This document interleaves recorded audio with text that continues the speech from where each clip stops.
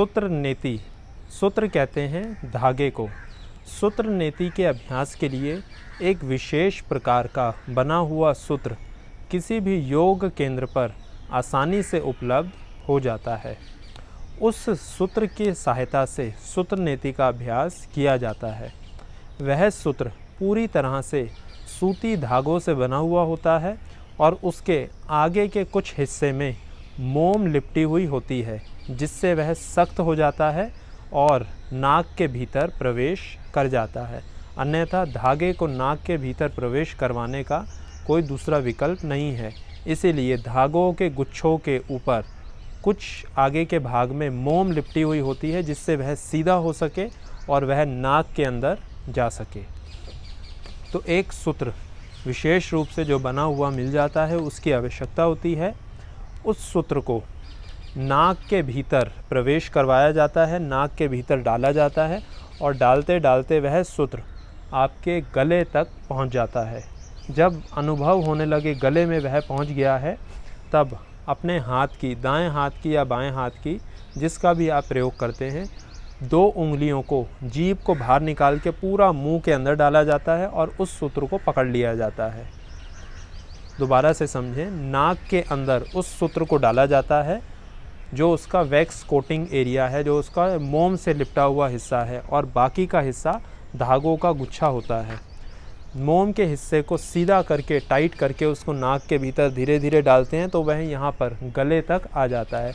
गले में जब आपको अनुभव होने लगे तो जीभ को पूरा बाहर निकाल के हाथ की 2 उंगलियों को अंदर डाला जाता है और उस सूत्र को इस प्रकार से, जैसे गले के अंदर यह सूत्र है तो हाथ की 2 उंगलियों को अंदर डाल के इस प्रकार से सूत्र को पकड़ लेते हैं और इसको पकड़ के बाहर की ओर खींच के ले आते हैं।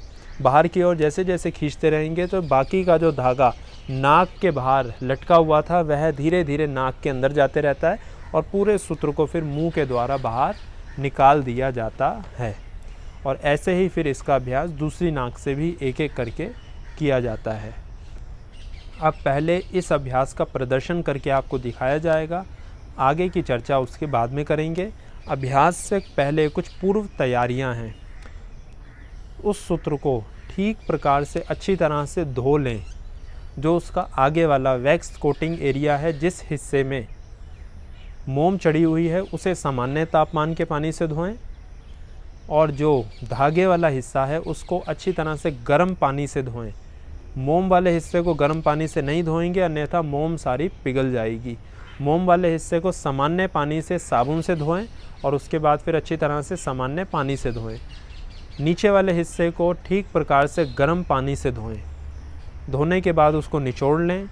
निचोड़ने के बाद जो नीचे वाला धागे वाला हिस्सा है उसको नमक के पानी में, थोड़ा सा पानी को गुनगुना करें, उसके अंदर नमक घोलें और उतने हिस्से को नमक के अंदर डुबो दें, नमक वाले पानी के अंदर। और अब इस सूत्र को नाक के अंदर डालना आरंभ करेंगे। अब इसका प्रदर्शन करते हैं, इसकी विधि को देखेंगे, उसके बाद आगे की चर्चा की जाएगी। अपने स्थान पर इस प्रकार से घुटनों को मोड़ के बैठ जाएंगे। यदि किसी कारण से इस प्रकार से ना बैठ पाएँ तो सूत्र नीति के अभ्यास को खड़े होकर भी किया जा सकता है, परंतु सर्वश्रेष्ठ स्थिति है कि इसको इस प्रकार से बैठकर करें। अपने हाथ में एक इस प्रकार का तौलिया रखेंगे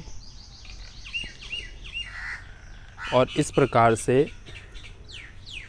जल नीति के लोटे में, इस लोटे में पानी भर लेंगे, गुनगुना पानी, और इसमें 1 चम्मच नमक मिला देंगे। सूत्र नीति के अभ्यास के लिए ये इस प्रकार का सूत्र, जिस प्रकार से अभी चर्चा की गई थी, यह सूत्र है।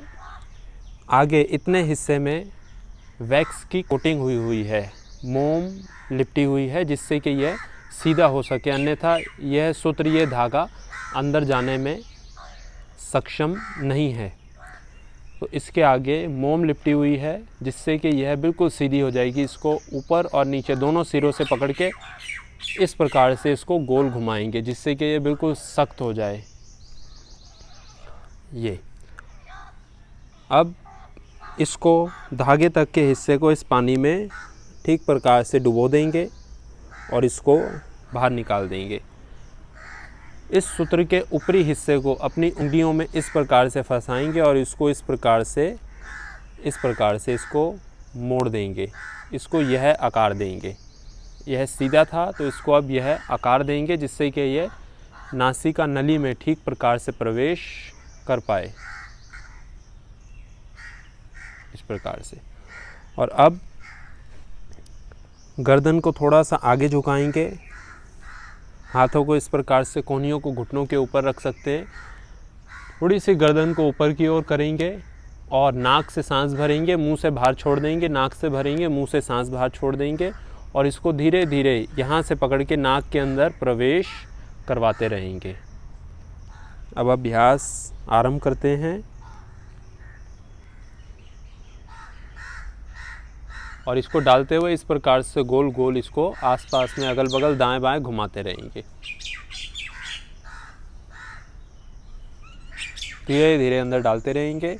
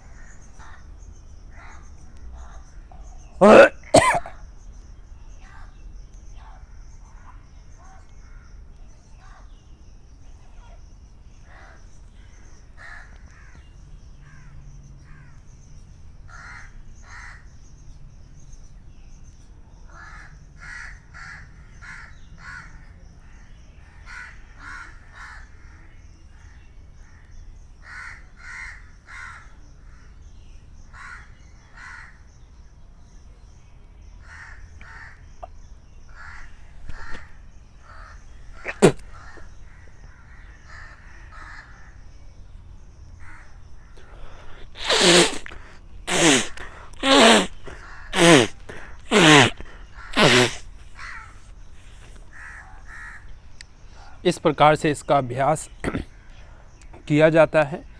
नाक के अंदर पूरा डालने के बाद जब यह गले तक आ जाए, हाथ की 2 उंगलियों को पूरा गले के अंदर डालेंगे, जीभ को बाहर निकाल के, और इस प्रकार से कैंची की भांति इस हिस्से को, आगे वाले हिस्से को अंदर से इस प्रकार से ऐसे पकड़ लेंगे और इसको खींच के बाहर ले आएंगे। धीरे धीरे इसको जब खींचेंगे, ऊपर की तरफ नहीं नीचे की तरफ करके खींचेंगे और गर्दन को थोड़ा सा ऊपर की ओर रखेंगे। इसके बाद अपने नाक को ठीक प्रकार से तौलिए से साफ़ कर लेंगे और मुंह के अंदर जो पानी हो उसे पहले मुंह से बाहर थूक देंगे। उसके बाद नाक को ठीक प्रकार से साफ़ कर लेंगे। पहली बार करने पर नाक से खून भी आ सकता है, उससे घबराने की कोई समस्या या कोई बात नहीं है। अब इसी अभ्यास को दूसरे नाक से भी करेंगे। पहले इस सूत्र को ठीक प्रकार से धो लेंगे अच्छी तरह से। पहले इसको सामान्य पानी से धो लेंगे, फिर इसको साबुन से धोएंगे और फिर इसके नीचे वाले भाग को, जो धागे वाला हिस्सा है, उसको गर्म पानी में दोबारा से, इस लोटे में हमने गर्म पानी नमक जो डाला था इसमें दोबारा से डुबो देंगे। और एक काम हमने और किया था, नाक के अंदर डालने के बाद जब इसको मुंह से थोड़ा बाहर खींच लिया था तो फिर दोबारा से लोटे को उठा के इसको इसके अंदर डुबो दिया था, जिससे कि यदि पानी सूख गया हो, क्योंकि नाक के अंदर यदि पहली बार आप डालेंगे दूसरी बारी तो थोड़ा समय लग सकता है, तो उसमें ये जो सूत्र सूख गया था वह दोबारा से पानी से गीला हो सके और अंदर ठीक प्रकार से सफाई कर सके। तो अब इस सूत्र को ठीक प्रकार से पहले धो लेंगे, उसके बाद इससे दूसरी तरफ से भी इसका अभ्यास करेंगे।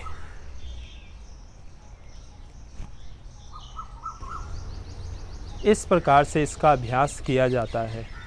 पूरी सावधानी के साथ इसका अभ्यास करें। अभ्यास करने में किसी भी प्रकार की कोई जल्दबाजी ना करें। नाक के अंदर जैसे ही सूत्र को डाला जाएगा तो शुरू में छींक भी आएगी, खांसी भी आएगी, आँख में से पानी भी आएगा। किसी भी चीज़ से आपको घबराना नहीं है। चेहरे की मांसपेशियों को अंदर और बाहर से बिल्कुल ढीला छोड़ के रखना है। नाक से सांस भरेंगे, मुंह से बाहर छोड़ते रहेंगे सांस, फिर नाक से भरेंगे और मुंह से सांस को बाहर छोड़ते रहेंगे। ज़्यादा समस्या होने पर सूत्र के अगले हिस्से पे जहाँ पे मोम चढ़ी हुई है वहाँ पर तेल या थोड़े से घी को लगाया जा सकता है, जिससे वह सहज रूप से अंदर चले जाए। जिस सुबह इसका अभ्यास सुबह के समय ही करें, जिस सुबह आपने इसका अभ्यास करना है उससे एक दिन पहले रात को दोनों नासिका छिद्रों में 2-2, 4-4 बूंद तेल या घी को डालकर सोएं। इससे सूत्र नीति का अभ्यास सहज रूप से किया जाएगा।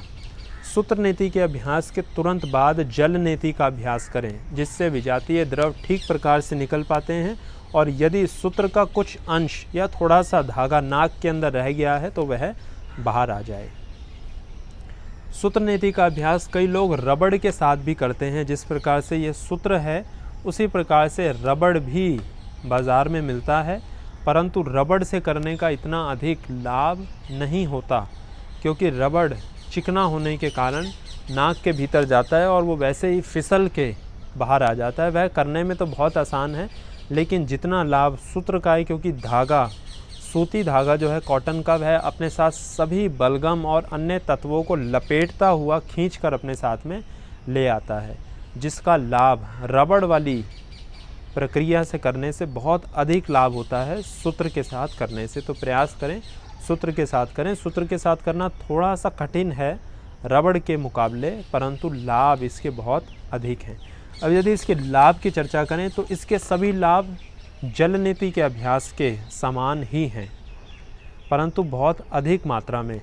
जल नीति के ऊपर वीडियो बनाया गया है, उसका लिंक डिस्क्रिप्शन बॉक्स में दिया गया है और लाभों की बहुत विस्तार से उसमें चर्चा की गई है।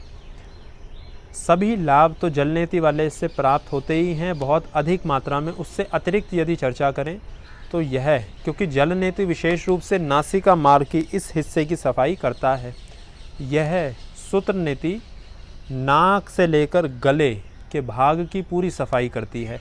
अपने साथ में जमे हुए विजातीय द्रवों को, तत्वों को, बलगम को, सबको लपेटते हुए वापस मुंह से बाहर ले आती है, जिससे बहुत अधिक प्रभाव इसके बढ़ जाते हैं। प्राणायाम के अभ्यास में विशेष लाभ होता है। सांस संबंधित समस्याओं में, जिनको सांस की समस्याएं हैं, सांस ठीक प्रकार से नहीं लिया जाता है या सांस लेने में ज़ोर लगाना पड़ता है, भारीपन लगता है, उनके लिए विशेष रूप से यह अभ्यास लाभप्रद है। प्राणायाम के अभ्यास में इसका अभ्यास बहुत ही लाभ प्रदान करता है।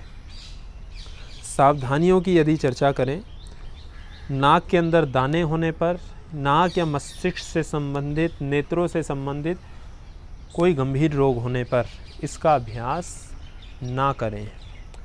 और एक विशेष बात, इसके बाद जल नीति का अभ्यास ज़रूर करें। यदि जल नीति का अभ्यास ना करें, वैसे तो करना ही है, परंतु यदि ना करें तो उसके बाद नाक को अच्छे तरीके से सुखा ज़रूर लें। नाक के अंदर बिल्कुल भी पानी शेष ना बचे।